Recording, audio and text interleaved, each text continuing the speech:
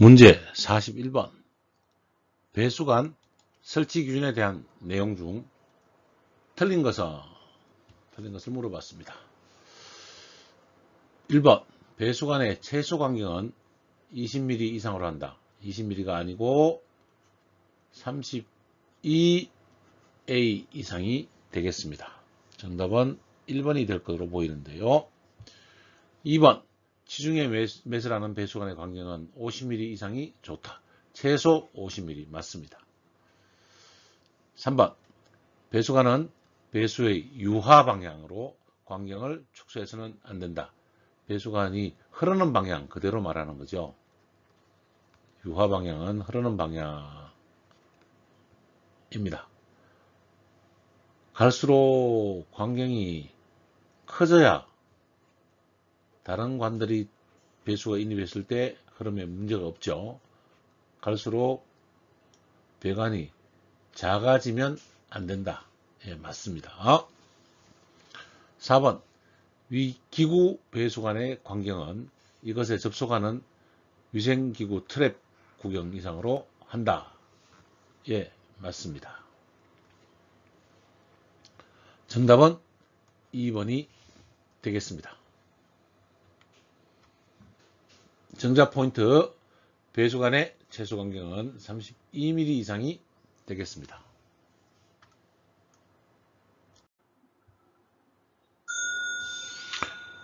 문제 42번. 급수펌프의 설치 시 주의사항으로 틀린 것은 급수펌프 설치합니다. 1번. 펌프는 기초 볼트를 사용하여 기초 콘크리트 위에 고정한다. 맞습니다. 2번. 풋밸브는 동 수면 위보다 흡입 간격의 2배 이상 물속에 들어가게 한다. 공기 흡입 방지를 위한 방법 맞습니다. 3번. 토출구 수평관은 상향구배로 배관한다. 맞습니다. 4번. 흡입 양정은 되도록 길게 한다. 길게가 아니고 짧게 합니다. 캐비테이션 방지를 위해서 하는 것이죠. 그래서 정답은 4번입니다. 정답 포인트를 살피면 흡입 양정은 되도록 짧게 하는 것이 좋습니다. 펌프 설치 주의 배관도를 살펴보면 수조가 있다면 흡입측에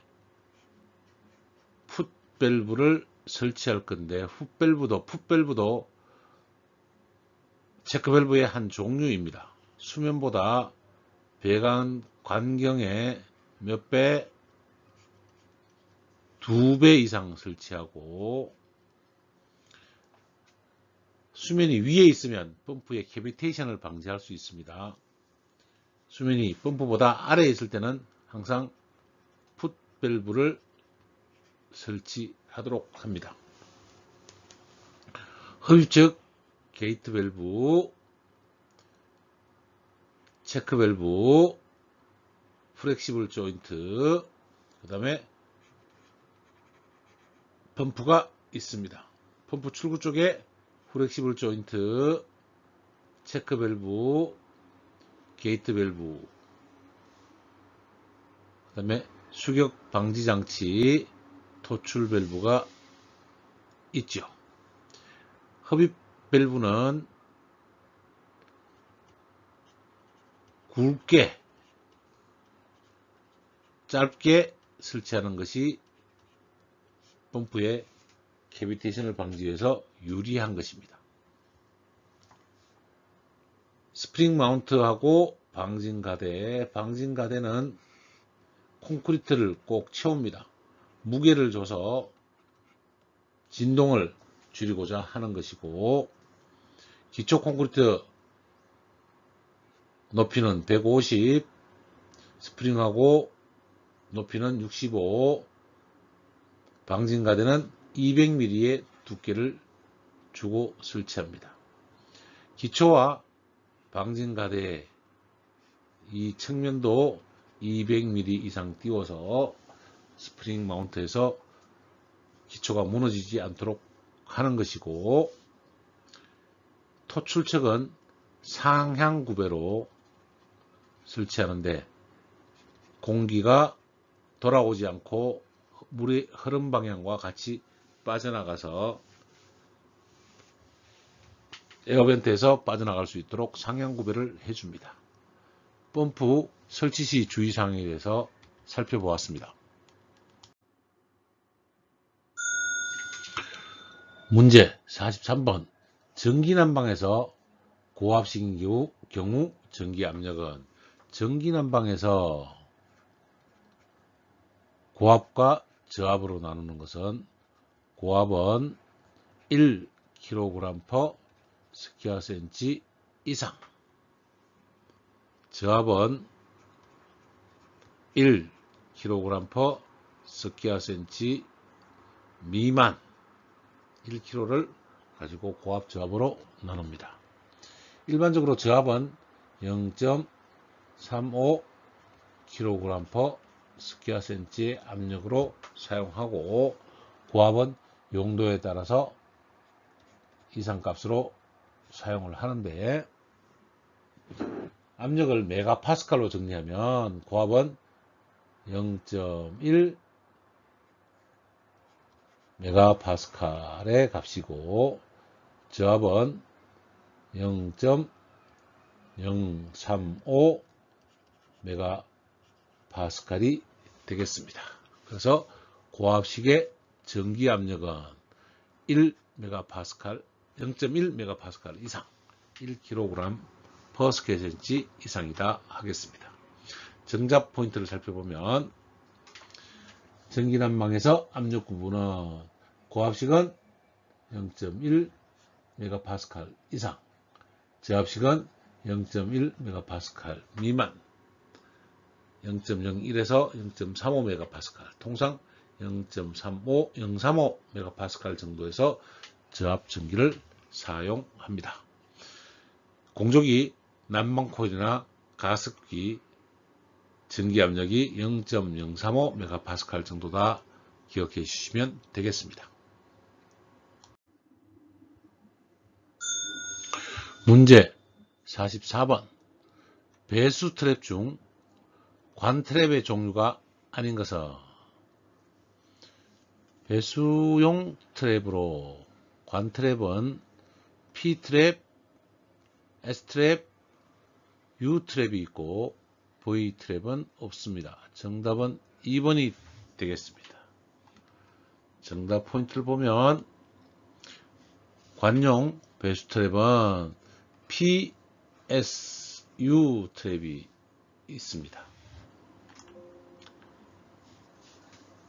트랩의 종류를 보면, 사이펀식으로 관 트랩은 PSU 트랩이 있고, 중국식 주방에 사용하는 드럼 트랩, 그 다음에 격벽 트랩은 벨 트랩과 보틀 트랩이 있고, 우리 화장실 바닥에 있는 바닥 트랩, 청소구 혹은 FD, 바닥 트랩은 FD, 청소구는 클린 아웃 CO라고 쓰고, 그 다음에 기구 내장 트랩과 포집기, 기구 내장 트랩은 대변기에 설치되어 있습니다. 포집기는 그리스 포집기, 오일 포집기, 헤어 포집기, 플라스터 포집기, 샌드 포집기, 세탁 포집기 등이 있습니다. 포집기는 용도에 따라서 주방에 쓸 거냐, 차 고치는 정비소에 쓸 거냐, 미용실 헤어로 쓸 거냐, 플라스틴, 샌드, 세탁 등에서 쓰는 것에 따른 배수트랩의 종류가 있겠습니다. 배수트랩에 대해서 살펴보았습니다. 문제 45번. 주출관에 소켓 이염 시 코킹 작업을 하는 주 목적으로 가장 적합한 것은, 주출관 소켓 이염의 코킹 작업이라고 하면 허브 조인트입니다. 허브 조인트.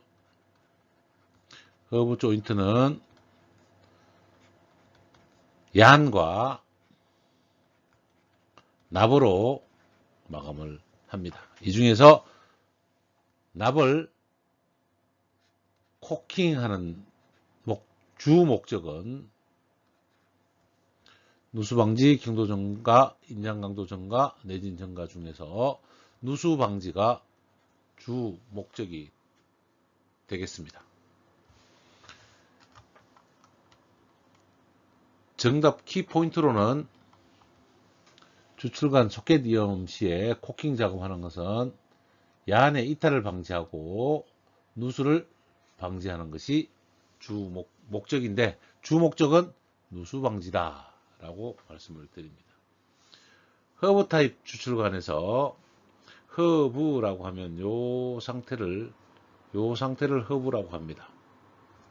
수구죠, 수구. 이렇게 반대도 이렇게 되어 있는 배관이 되겠고, 요 수구에 요만큼은 얀이 들어있고 이만큼은 납이 들어있네요. 이 납이 3분의 2가 들어가고 얀이 3분의 1이 있으면 급수관 사용 시에 사용하는 것이고, 납이 3분의 1, 얀이 3분의 2가 들어가면 배수관 설치 시에 사용하는 방식입니다. 즉, 납이 많이 들어간다는 경우는 누수 방지가 목적이고, 코킹을 하는 가장 큰 이유도 누수 방지입니다. 납을 채우고 소켓 이염 방법을 하면 차구에다가 차구를 고정해 놓고요, 수구를 끼우고 1번 끼우고 2번 얀을 넣고 3번 납을 이 방식대로 클립 채운 다음에 납물을 녹여서 부어 들어가는 거죠. 그래서 납을 넣은 다음에 납이 굳으면 이렇게 생긴 정을 망치로 때려서 작업하는 것을 코킹이라고 합니다. 주출관 이염에 대해서 살펴보았습니다.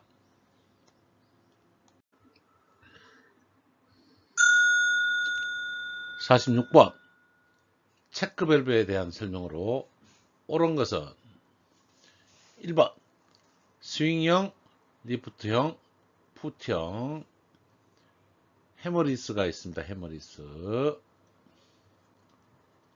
일반적으로 구분하진 않지만 일단 삼각형을 해놓고요.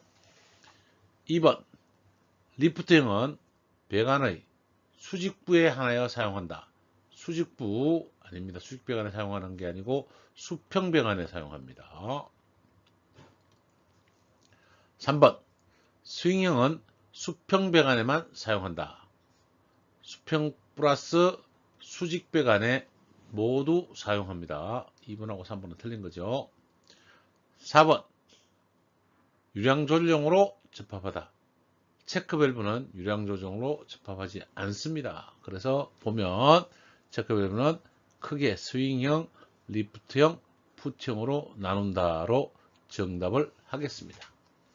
정답 포인트를 살펴보면 체크밸브의 종류로는 스윙형, 리프트형, 풋형, 해머리스형이 있습니다. 체크밸브의 종류를 그림으로 살펴보면 스윙형이 있고요. 요 스윙형이 요 뚜껑이 위쪽으로 유체 방향에서 열리면서 사용합니다. 그래서 스윙형은 수평 방향에 모두 사용할 수 있는 형태가 되죠. 수평, 수직 방향도 위쪽으로 열리면 되니까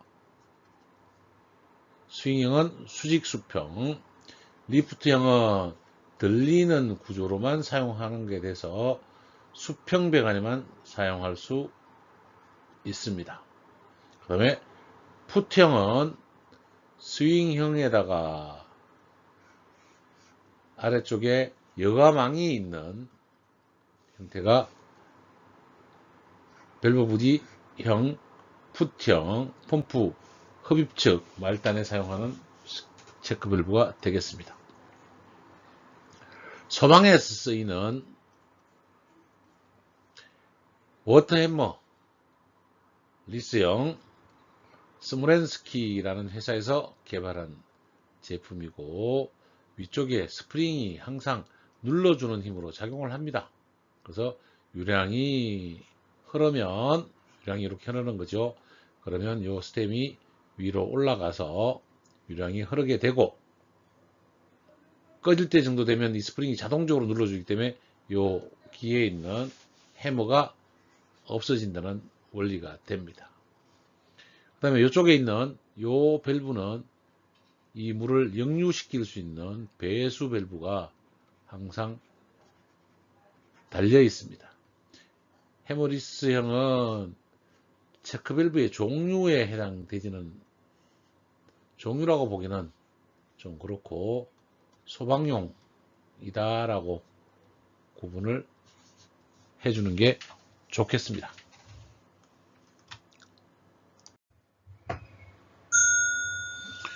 문제 47번.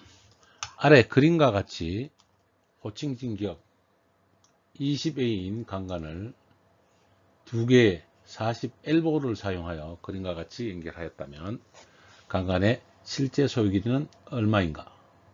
단 L보에 삽입되는 나사부의 길이는 10mm이고 L보 중심에서 끝단면까지의 길이는 25mm이다 라고 했습니다.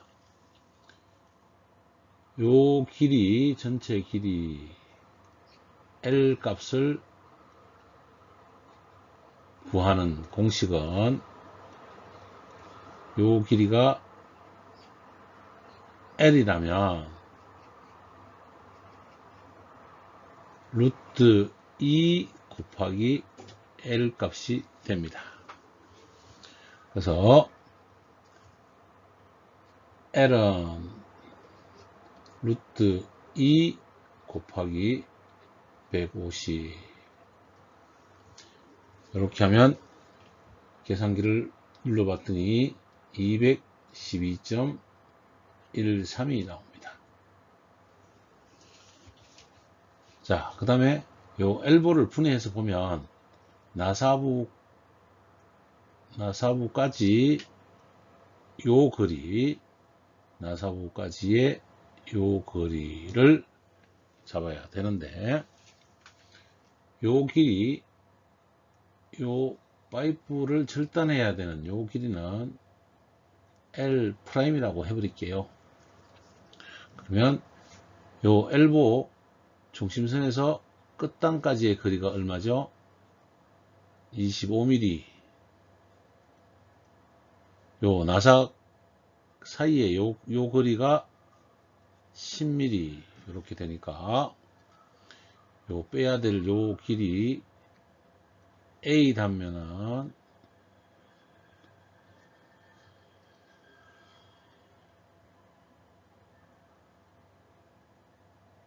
25 빼기 10이 됩니다. 그러면 한 곳과 두 곳을 빼줘야죠. 그래서 곱하기 2개 이렇게 정리가 되겠죠. 빼야 되는 A 값은 25 빼기 10 곱하기 2개가, 그러니까 이게 15 곱하기 2니까 이 값은 30이 빠지네요. 자, 그러면 L 다시 값은 212.13 빼기 30이 되니까 182.13이 되겠습니다. 정답을 찾아봤더니 4번 182.1 0.03mm는 없앴네요. 4번이 정답이 되겠습니다. 정답 포인트를 살펴보면 배관 실제 소요길의 절단 길이는 루트 2L 2 곱하기 요게 나사 길이 요게 L부 중심까지 거리죠. 요 값의 2배, 그래서 2 곱하기 루트 150은 212.13 빼기 2 곱하기 25 빼기 10 잡아서 30, 212.13 빼기 30은 182.13이 나옵니다.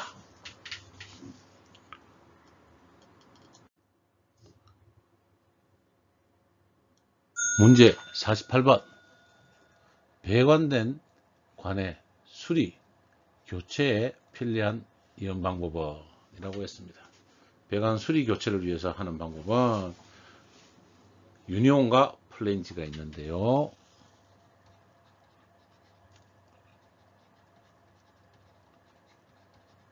유니언이라고 쓰죠. 유니언 이업이라고 표현을 하면 되겠습니다. 두 개 중에 하나는 더 있으면 동관에 플레이어 이음도 있습니다. 동관 20A까지 사용이 가능한 이음이 되겠습니다.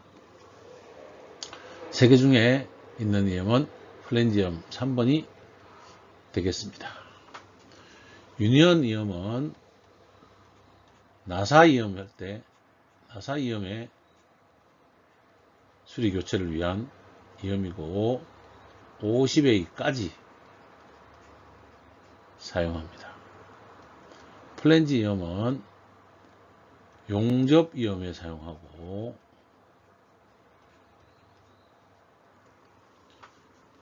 실제로는 전 배관 모든 사이즈의 배관에 다 사용할 수 있습니다. 왜? 20mm 짜리 용접 이음을 하면 플랜지를 써야 되니까요. 유니온을 쓸 수는 없으니까. 네. 나사 이음을 할 때는 유니온 이음, 플랜지 할 때는 용접 이음. 통상 유니온은 소구경, 플랜지는 대구경 이렇게 구분하기도 한다는 말씀은 알아만 두시면 되고, 제 경험으로는 플랜지 이음은 용접 이음에 전 배관에 다 사용할 수 있는 겁니다. 플레이어 이음은 동관 이음에 20A까지 사용하고 압축 이음이라고도 합니다.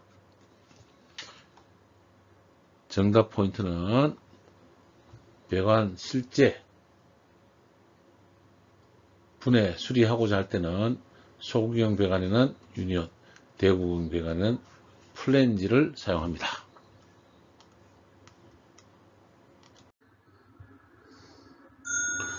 문제 49번. 전기난방에 비해 온수난방의 특징으로 틀린 것은 온수난방의 특징을 골라내면 되겠네요. 1번. 예열 시간이 길지만 가열 후에 냉각 시간도 길다. 온수난방은 예열 시간도 길고 냉각 시간도 깁니다. 맞습니다. 3번. 공기 중에 미진이 늘어. 이거 미진이라는 것은 먼지를 말합니다. 미세먼지.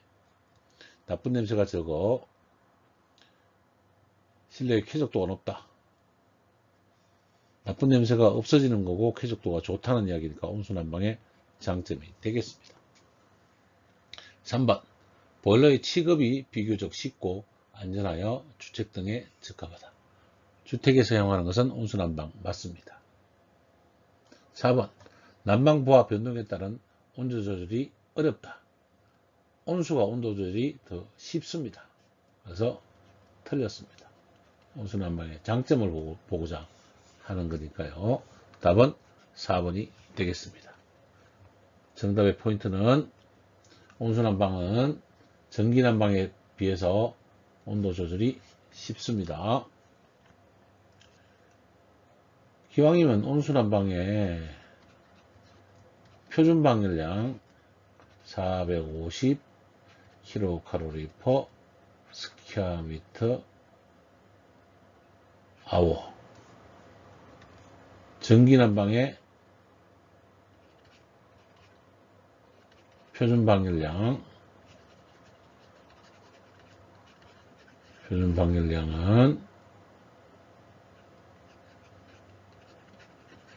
650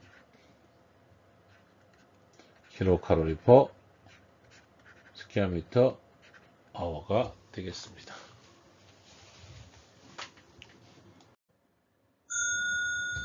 문제 50번.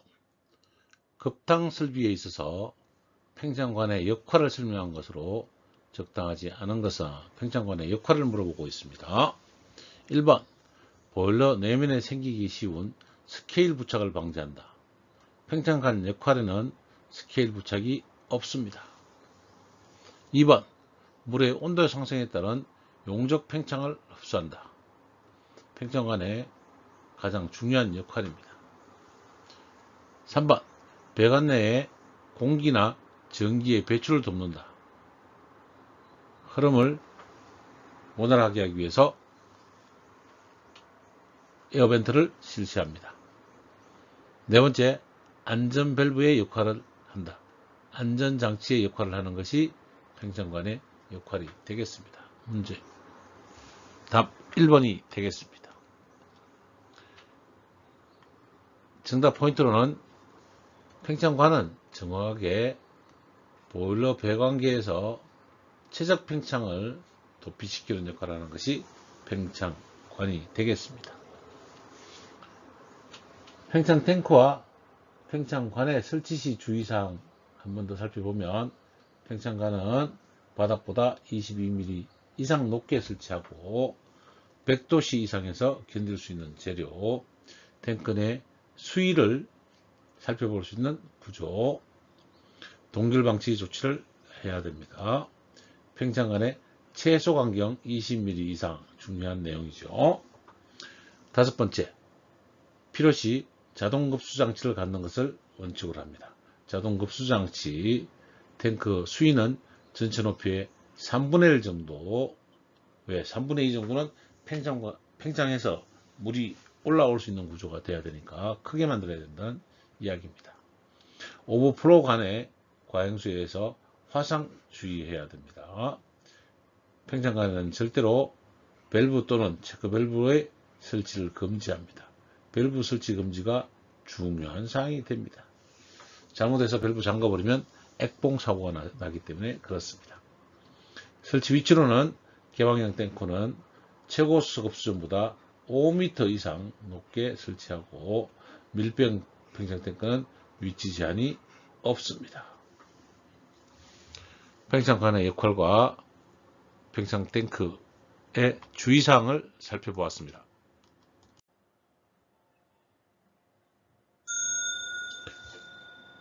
문제 51번.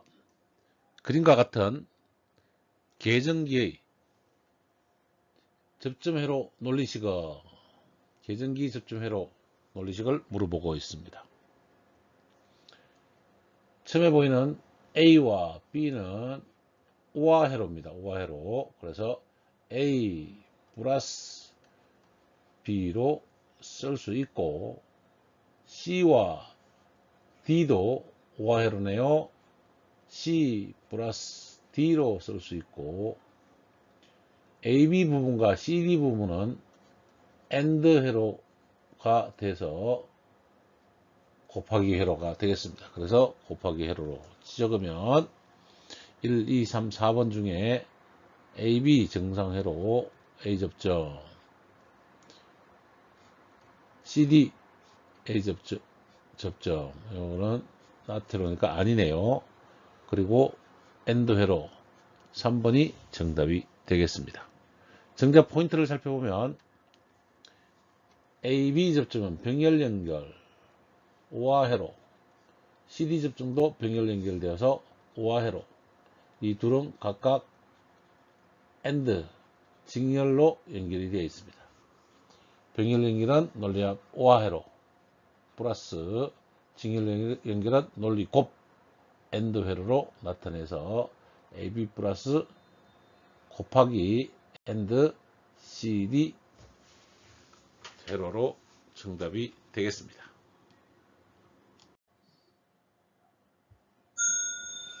문제 52번. 다음 중 기동 토크가 가장 큰 단상 유도 전동기는? 단상 유도 전동기를 물어보네요. 전동기는 반발 기동. 자, 이렇게 외우는데요. 반발 다음에 반발 유도. 그 다음에 콘덴스 기동. 그 다음에 콘덴스 운전. 분상 기동. 다음에 쉐이딩 코일, 모노 코일 순으로 됩니다. 그래서 가장 큰 것은 반발 기동형 유도 전동기가 되겠습니다. 정답은 2번이 되겠습니다. 정답 포인트를 살펴보면 단상 유도 전동기의 기동 토크가 큰 순서는 반발 기동, 반발 유도, 콘덴서 기동, 콘덴서 운전, 분산 기동, 쉐이딩 코일, 모노 사이클릭형. 이렇게 단상 유도 전동기의 기동 토크가 큰 순서로 정리할 수 있습니다. 기동 토크가 가장 큰 단상 유도 전동기는 반발 기동형이다.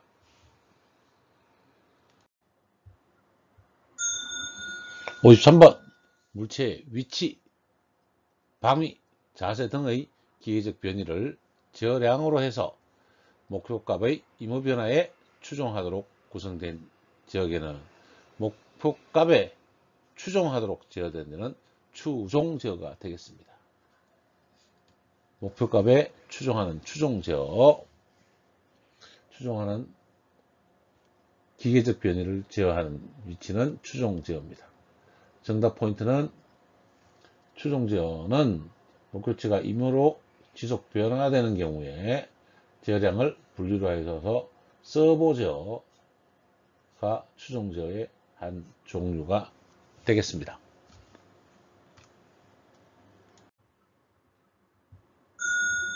문제 54번. 컴퓨터실의 온도를 항상 18도로 유지하기 위하여 자동 냉난방기를 설치했다. 자동 냉난방기의 제어 방식을 물어보네요. 이 제어는 온도를 일정하게 유지하는 거죠. 그래서 정치, 움직이지 않는 목표값을 갖는 제어를 정치 제어라고 합니다. 목표값이 움직이는 제어를 추종 제어라고 하고, 추종 제어의 종류로는 서버 제어가 있습니다. 추종 제어는 목표값이 변함, 정치 제어는 목표값 일정. 이렇게 기억하시면 되겠습니다. 정답 포인트를 살펴보면 정치 제어는 언제나 일정한 값을 유지하도록 제어하는 것을 목적으로 하는 제어를 정치 제어라고 한다.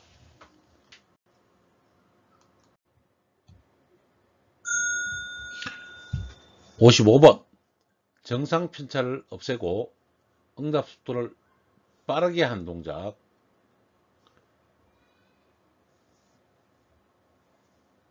정상 편차도 없고 응답 속도를 빠르면 PID 동작인데 비례 적분 미분 동작이 정답입니다. 먼저 정답부터 먼저 가르쳐 드리고 제어 동작에 의한 분류를 해드리도록 하겠습니다.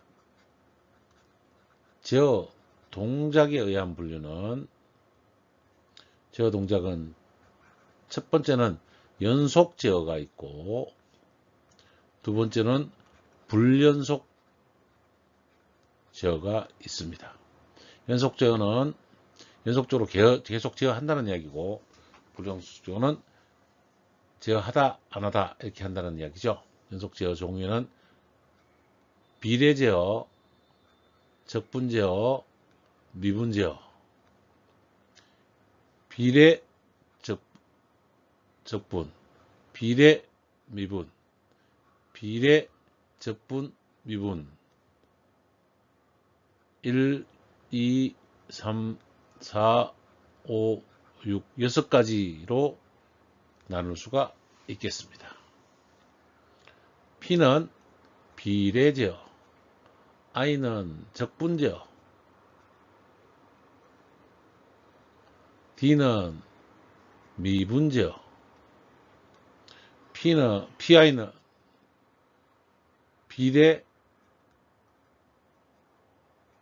비례 적분제어, PD는 비례 미분제어, PID는 비례 적분 미분제어, 이렇게 6가지로 나눌 수 있습니다. 불연속 제어는 이위치 제어가 있고, 두 번째는 다위치 제어가 있고, 세 번째는 불연속 속도 제어가 있습니다. 이 위치는 위치가 두 개, 즉 온과 오프가 있다는 말씀을 드리는 거고, 다위치는 3개 이상, 불연속 제어는 연속적이지 않은 속도로 연속이 없는 제어를 불연속 제어라고 하겠습니다. 이제 연속 제어로 가서 비례 제어는 목표치에 목표량을 동작시켜서 가는 제어, 즉 편차가 발생합니다. 적분 제어는 이 편차를 제거하는 제어라고 보시면 되고, 미분 제어는 오차를 줄이고 속도를 빠르게 하는 제어입니다. 비례적 분제어는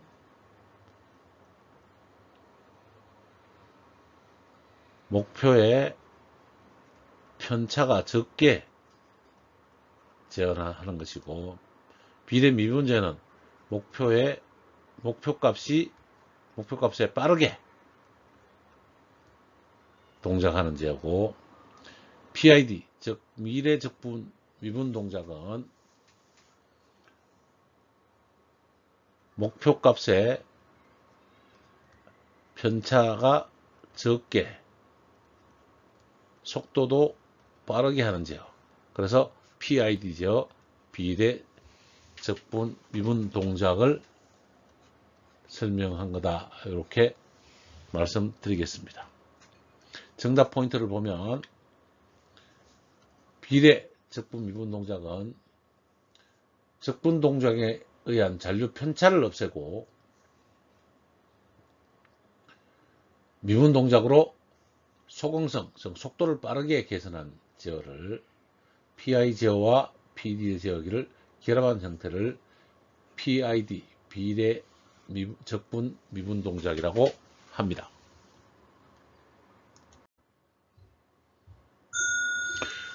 문제 56번. 삼상 평형부하의 전압이 100V이고 전류가 10A이다. 역률이 0.8이면 이때 소비 전력은 몇 와트인가? P 동력값을 계산하는 거네요.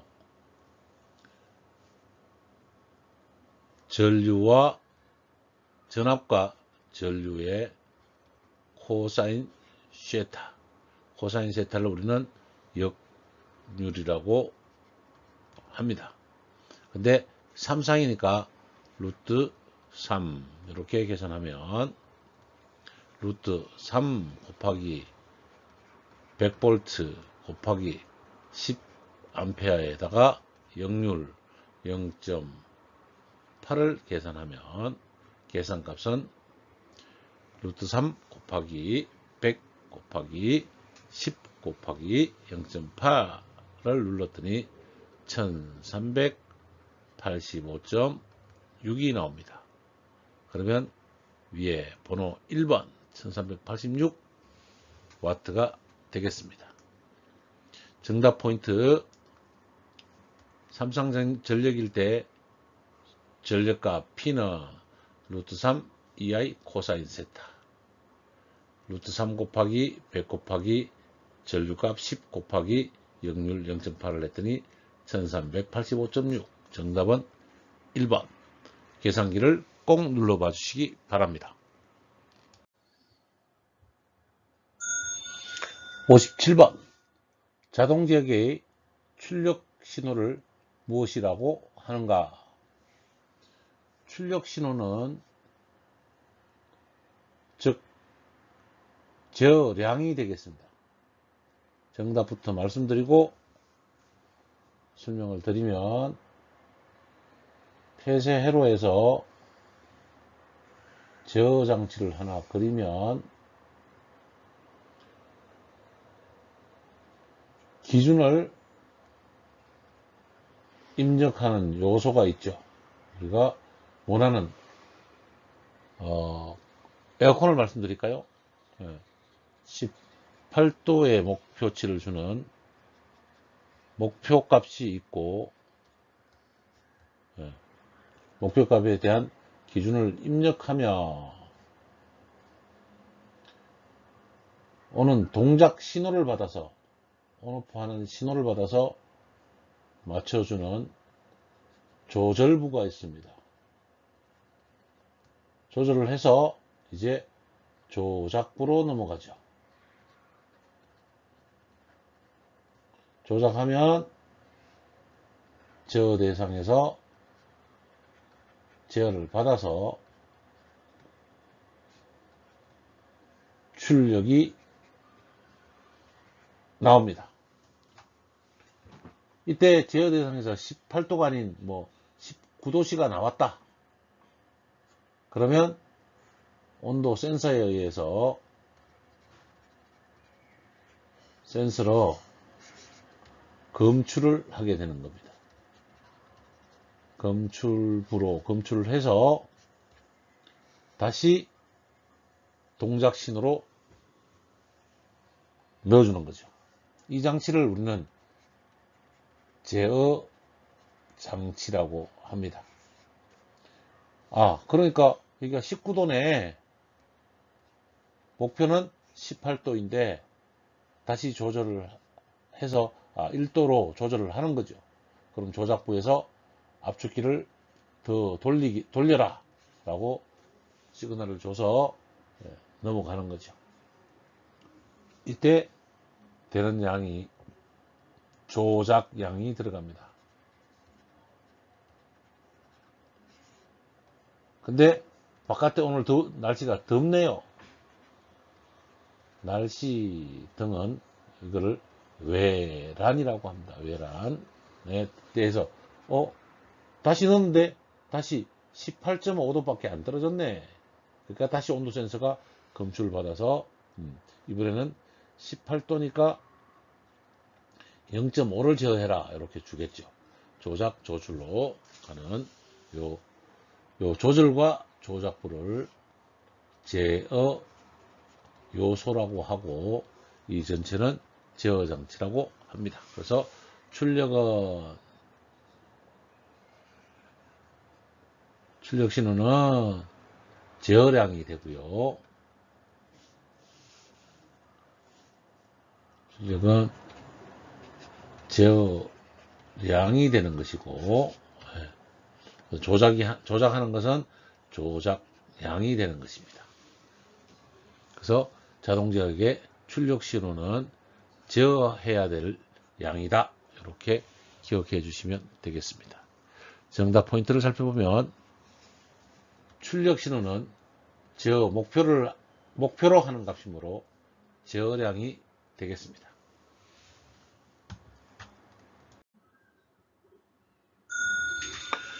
문제 58번. 어떤 도체의 단면을 1시간에 7200쿨롱의 전기량이 이동되었다고 하면 전류는 몇 암페어인가?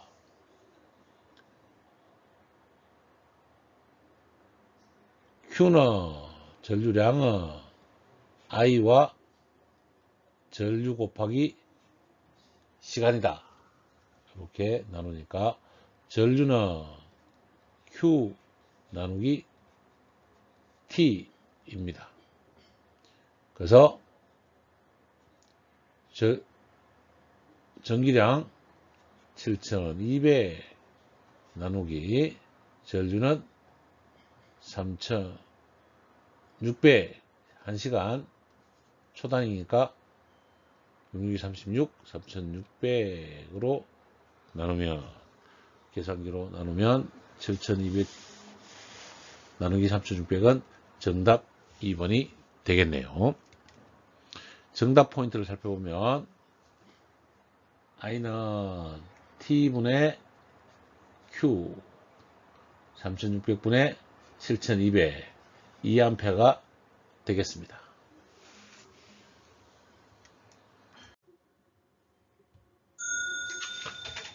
문제 59번.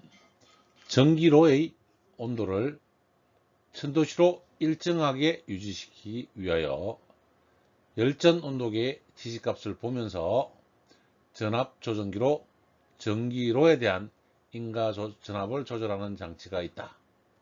이 경우 열전 온도계는 다음 중 어느 것에 해당되는 것인가? 앞에서 푼 문제하고 같아서요. 검출부라고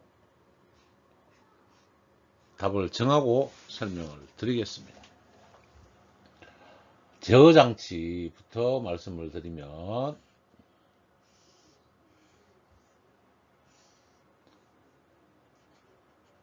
제어장치는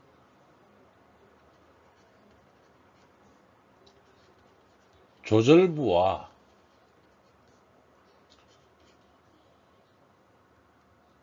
조작부로 나눕니다. 제어장치에서 목표값이 정해지면 이 문제에서 목표값이 얼마죠? 1000도씨죠. 1000도씨의 목표값이 정해지면 자, 이때 기준이 1000도씨에 대한 기준이 입력이 되면 조절부에서 1000도씨로 조절하라고 시그널을 보내면 이제 전압조정기가 전압을 상승시키게 되겠죠. 그러면 전기로가 뭐죠? 제어 대상이고 1000도씨로 유지해야 되는 것이죠. 요 전압이 뭐죠? 조작량이다 이라고 보는 것이고, 그래서 1000도에 대한 출력으로는 1000도씨 쇳물이 출력으로 나올 것이다. 이 1000도씨 쇳물이 우리가 제어해야 될 제어량이 되는 것이고, 1000도씨를 뭘로 검출하죠? 온도 센서로 검출한다고요. 온도 센서. 이 온도 센서를 우리는 열전 온도계라고 한다. 열전 온도로 뭘 한 거죠? 검출을 한 거죠. 검출했더니 998도밖에 안 되네. 네, 검출을 했죠. 그래서 조절부에다가 2도 모자란다 라고 조절부에다가 998도예요 라고 시그널을 주면 조절해서 2도 더 올리세요 라고 전압을 올려주라고 시그널을 보내면 전압이 높아지게 되는 거죠. 이것을 조절부와 조작부를 우리는 뭐라고 한다 그랬죠? 제어 요소라고 한다. 이 장치를 제어 장치라고 한다라고 설명을 드렸습니다. 정답 포인트를 살펴보면 전기로의 제어 목적은 온도를 일정하게 유지하는 추종 제어가 될 것이고 제어 결과가 온도로 나타나게 된다. 이 온도는 제어 대상의 출력값, 즉 온도를 검출하는 장치는 온도계가 되면서 온도계는 검출부가 됩니다. 제어 대상은 전기로이고 조작량은 전기 전압이고 조작부는 전류 조정기가 전압 조정기가 되는 것입니다.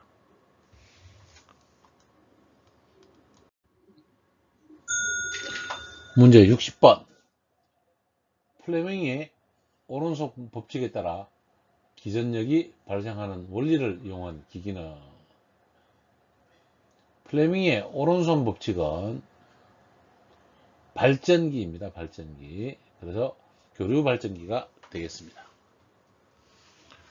플레밍의 오른손 법칙을 보면 오른손가락의 검지, 중지 방향으로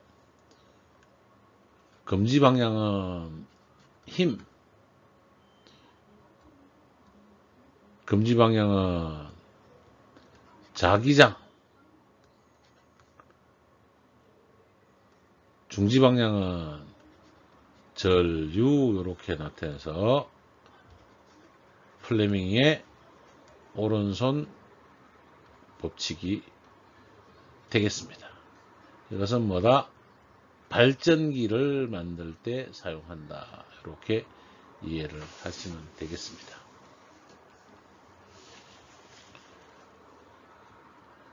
플레밍의 왼손 법칙은 이제 검지가 있으면 엄지죠. 엄지가 있으면 검지가 있고 중지가 있을 때 엄지 방향으로 힘이 생기고 검지 방향으로 자기장이 생기고 중지 방향으로 전류가 흐르게 됩니다. 즉, 이 두 개의 전류 방향을 같이 맞추면 발전기가 돌겠죠. 발전기가 돕니다. 반시계 방향으로 돌아 나가면 전기가 흘러가고 전기를 흐른 다음에 이 코일에 의해서 하면 힘이 시계 방향으로 발생하면서 모터가 돌아가게 되는 거죠. 그래서 플레밍의 왼손 법칙은 모터의 법칙이다. 이렇게 계산하시면 되겠습니다. 정답 포인트. 플레밍의 오른손 법칙은 평등 자개 내에 존재하는 도체에 힘이 작용해서 일정 방향으로 움직일 때, 즉 도체에 힘이 자석이 있어서 원형 자석으로 돌리면 기전력 방향과 크기를 알 수 있는 법칙으로 발전기 원리를 설명할 수 있습니다. 돌리면 힘의 방향으로 F의 방향으로 전기는 돌아가고 회전한다는 것을 알 수 있게 된다는 말씀을 드립니다.